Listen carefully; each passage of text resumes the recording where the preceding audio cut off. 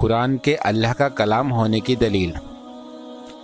اور اگر تمہیں اس معاملے میں شک ہے کہ یہ کتاب جو ہم نے اپنے بندے پر اتاری ہے یہ ہماری ہے یا نہیں، تو اس جیسی ایک ہی سورہ بنا لاؤ، اپنے سارے حمایتوں کو بلا لو، ایک اللہ کو چھوڑ کر باقی جس کی چاہو مدد لے لو۔ اگر تم سچے ہو تو یہ کام کر کے دکھاؤ۔ قرآن۔ لیکن اگر تم نے ایسا نہ کیا اور یقیناً کبھی نہیں کر سکتے تو ڈرو اس آگ سے جس کا ایندھن بنیں گے انسان اور پتھر، جو تیار کی گئی ہے حق کا انکار کرنے والوں کے لیے۔ قرآن۔ قرآن میں جہاں جہاں اللہ نے انسانوں کو اس جیسی کتاب لانے کا چیلنج دیا ہے، وہ سب اسلام مخالفوں کے اس الزام کے جواب میں دیا ہے کہ محمد صلی اللہ علیہ وسلم نے خود یہ قرآن گھڑ لیا ہے اور یوں ہی اسے خدا کا کلام بنا کر پیش کر رہے ہیں۔ اس کے علاوہ سورہ 10 یونس آیت نمبر 16 میں اسی الزام کو غلط بتاتے ہوئے یہ بھی کہا گیا ہے کہ اے نبی، ان سے کہو کہ اللہ نے یہ نہ چاہا ہوتا کہ میں یہ قرآن تمہیں سناؤں تو میں ہرگز نہ سنا سکتا تھا، بلکہ اللہ تمہیں اس کی خبر تک نہ دیتا۔ آخر میں تمہارے بیچ ایک عمر بتا چکا ہوں، کیا تم اتنا بھی نہیں سمجھتے؟ قرآن۔ ان آیتوں میں قرآن کے اللہ کا کلام ہونے پر جو دلیل دی گئی ہے اس میں دراصل 3 دلیلیں ہیں۔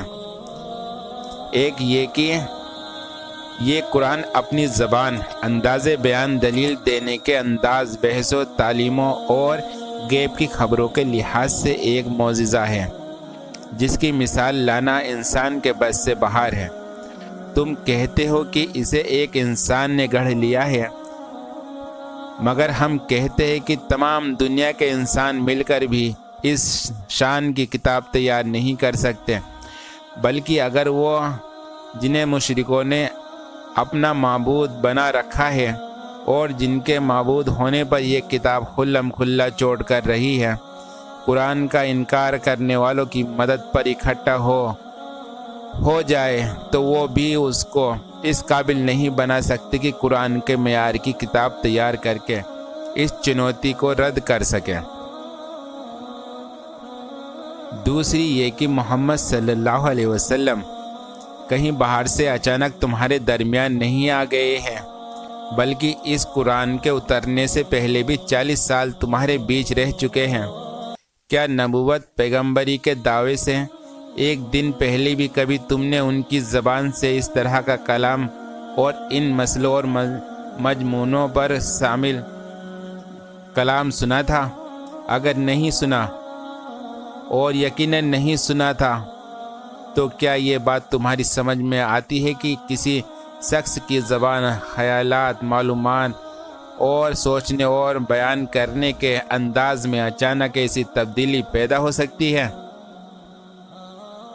تیسری یہ کہ محمد صلی اللہ علیہ وسلم تمہیں قرآن سنا کر کہیں غائب نہیں ہو جاتے، بلکہ تمہارے بیچ ہی رہتے سہتے ہیں۔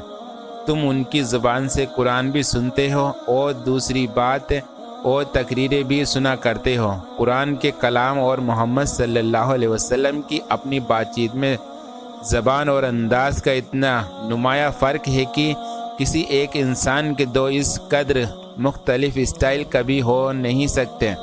یہ فرق صرف اسی زمانے میں واضح نہیں تھا جبکہ نبی صلی اللہ علیہ وسلم اپنے ملک کے لوگوں میں رہتے سہتے تھے، بلکہ آج بھی حدیث کی کتابوں میں آپ صلی اللہ علیہ وسلم کی سینکڑوں قول، کتھن اور خطبے، ابھی بھاشن موجود ہے۔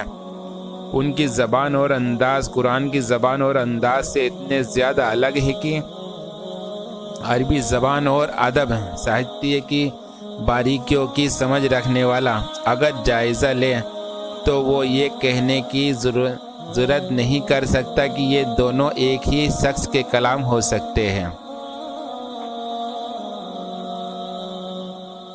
آپ ہمارے چینل پہ نئے ہیں تو ہمارے چینل کو سبسکرائب کریں، لائک کمنٹس اور شیئر کرتے جائیں۔ السلام علیکم ورحمۃ اللہ وبرکاتہ۔